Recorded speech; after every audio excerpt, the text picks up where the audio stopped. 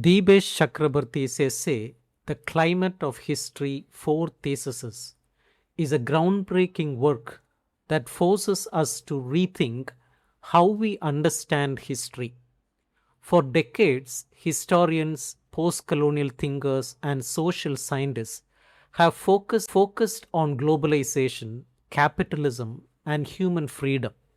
But a new crisis has emerged: anthropogenic climate change that shatters all their conventional frameworks. This crisis is not just another topic for historians to study, it changes the very foundations of how history is written. Chakrabarty opens the essay with a thought experiment from Alan Weisman's book, The World Without Us, which asks us to imagine a future Earth after humanity has suddenly disappeared. This thought experiment reveals a deep paradox. To imagine a world without us, we have to step outside the continuity of human experience that makes history possible. The climate crisis forces historians to face a shocking reality. Human actions are now changing the basic physical processes of the entire planet.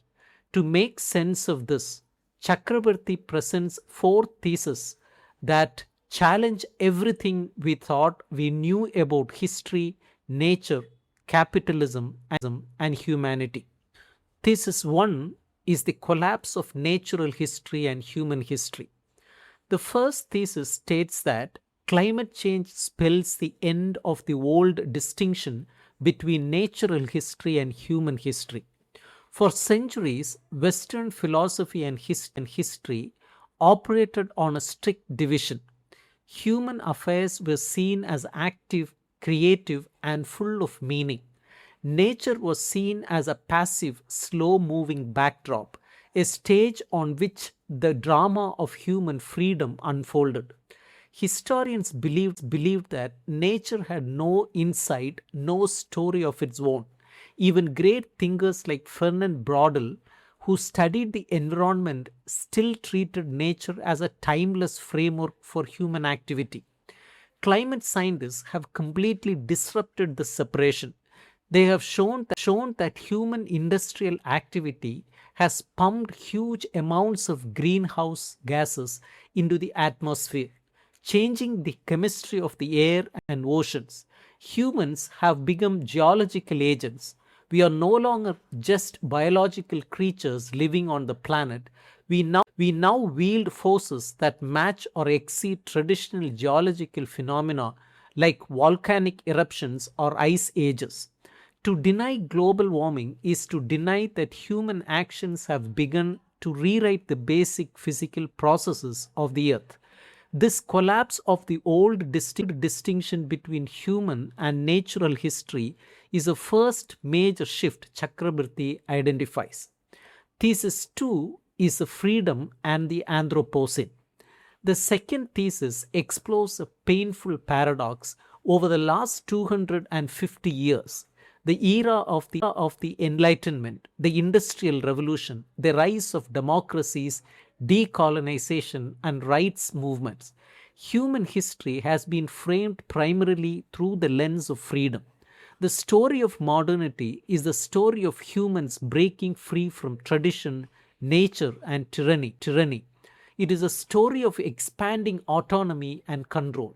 However, the very processes that expanded human freedom and technological mastery are the exact same processes that have pushed us into the Anthropocene, the new geological epoch defined by human driven planetary change. The transition from wood to coal, then to oil and gas, gave us unprecedented energy and power, but it also released massive amounts of carbon dioxide into the atmosphere. The Anthropocene is an unintended consequence of our pursuit of freedom. This places our celebration of freedom under a severe cloud. We must now ask whether planetary devastation is the tragic structural price paid for modern human emancipation. The same industrial systems that liberated millions from poverty and oppression are now threatening the very conditions that make human life possible. This is not a simple story of good versus evil, it is a deep and uncomfortable paradox that we must confront. Thesis 3 is capital and species history. The third thesis argues that we must put global histories of capitalism in conversation with the species history of humans. A common objection from the left is that talking about mankind or the human species obscures the real inequalities of capitalism. After all, climate change is driven primarily by the West and by global elites. The carbon footprint of the world's poor remains tiny. Critics argue that what we really need is a critique of capital, not a vague discourse about the human species. Chakrabarty argues that critiques of capitalist globalization remain vital. They remind the historical contingency of how we fell into the Anthropocene through specific choices around fossil fuels and industrial development. However, he insists that this critique is not enough on its own. The climate crisis threatens the basic biological and geological parameters upon which human life as a whole depends. Rising temperatures, ocean acidification, and extreme weather do not discriminate between rich and poor. They threaten everyone. Therefore, we must think in terms of species history, drawing on deep history and evolutionary science while maintaining our critique of the history of capital. These two ways of thinking are not opposed, they must be held together in a protective tension. The history of capital explains how we got here. The history of the species explains what is at stake. Thesis 4 is cross-hatching chronologies and negative universal history. The fourth and final thesis addresses the methodological challenge of holding together two completely different chronologies. The first is the chronology of capital, empire, and globalization. This is fast, differential, and marked by severe inequalities. It is tied to recorded human history. The second is the chronology of the species and the earth. This operates on deep geological timescales and affects humanity as an undivided collective. Thinking about climate change forces historians to hold these two immiscible chronologies together. This creates a profound crisis for historical understanding. How do we write history when human actions are both fast and slow, both local and planetary, both unequal and universal? Chakrabarty calls for a negative universal history. This is a figure of the universal that arises not from a triumphant Hegelian synthesis or a shared global identity. It arises from a shared vulnerability to a planetary catastrophe. We are all in this together, but we are not all in it equally. The universal is not something we achieve through progress, it is something we are forced into through crisis.